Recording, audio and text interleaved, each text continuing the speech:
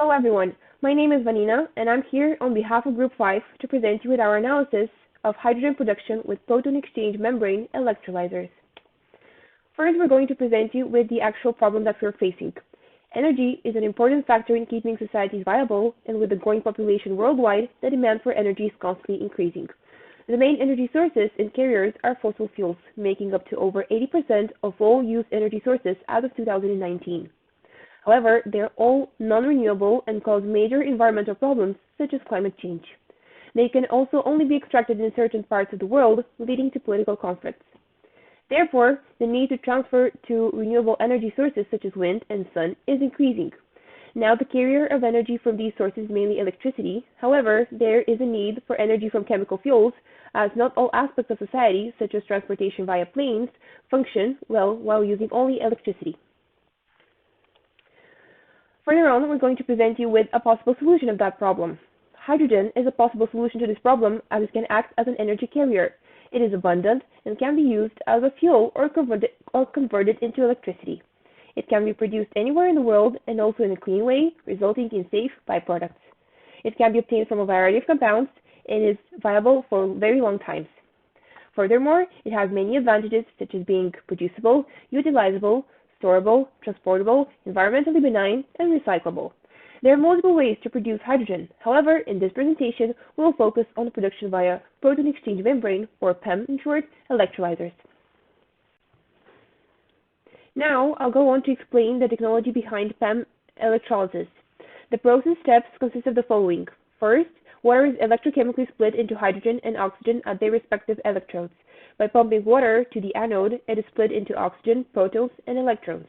The protons travel through the membrane towards the cathode side, whereas electrons exit from the anode through an external power circuit, which is also the cell voltage of the reaction. And finally, the protons and electrons recombine to produce hydrogen. Efficiency. PEM water electrolysis generally has high total efficiencies from 80 to 90%, and it is significant value compared to the efficiency of a solar fuel cell, which has efficiency of 20 to 40%. There are various types of efficiencies that can indicate the performance of a PEM electrolysis. One is conversion efficiency, which is obtained through the yield of converted electrical energy into chemical energy. Another is the electrolysis efficiency, calculated by the higher heating value of hydrogen. Lastly, there is the Faradaic efficiency, which is determined by the number of electrons transported in the external circuit to the surface of electrode for conducting electrochemical reaction. Global market for technology. The global market for the PEM electrolyzer market has been predicted to grow from $737 million in 2022 to $4.3 billion by 2027. The most intense regions where the market is expected to grow is the Asia Pacific, where China, followed by India, will be the dominant countries in the region. South Korea is expected to hold the smallest market share in this region. Furthermore, Europe is expected to be the second largest share in the market.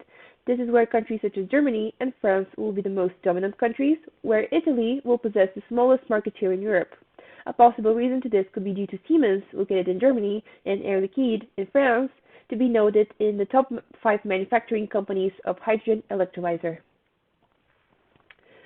Driven factors for growth are increasing demand in clean energy, government incentives, technological advances, growing demand for hydrogen, as well as increasing adoption rates of fuel cell vehicles.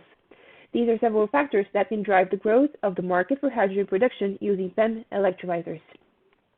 Furthermore, key target audience is also discussed here. The market for hydrogen production using PEM electrolyzers has a range of key target audiences, including hydrogen electrolyzer manufacturers, supply chain partners, end users, consulting firms, investment banks, and last but not least, government bodies and regulating authorities. Currently, the electrode areas for PEM electrolyzers are approaching up to 2,000 square centimeters, which would enable scaling up to a gigawatt unit. Therefore, the current scale of PEM technology can be used for households, which consume up to 10 kilowatts of energy, but not for universities, for example. However, there has been a bottom-up study done on 1 gigawatt PEM and alkaline electrolyzers in the Netherlands, which calculated the area required for plant size and concluded a global capacity electrolyzer of 1,000 gigawatts that would be the size of Manhattan. Moreover, the electrolyzer technologies reveal an energy density which is 1,500 times larger than that of wind technology.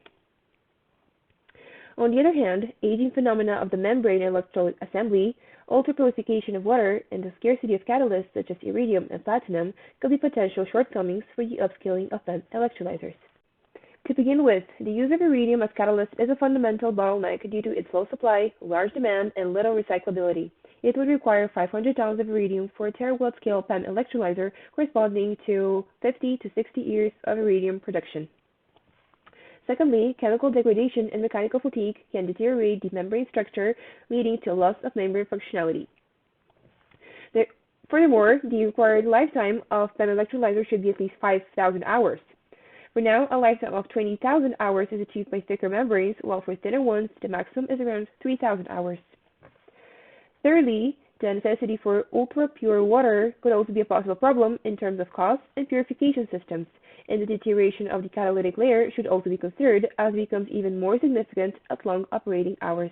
The current technology readiness level of PEM electrolyzers ranges from level 7 to level 9. There are several large manufacturers already providing commercially available systems which claim to be proven successful in an operational environment. This would place the technology at TRL level 9. However, there is no report on real application performance provided. Thus, we need to rely on literature on this assessment, which places this technology TRL 7, meaning that the prototype is tested in an operational environment. During the Gen-High PEM project, several prototypes were tested in labs as well as by industrial partners. The results proved that operational performance was close to target expectations, but improvements were still expected to be made.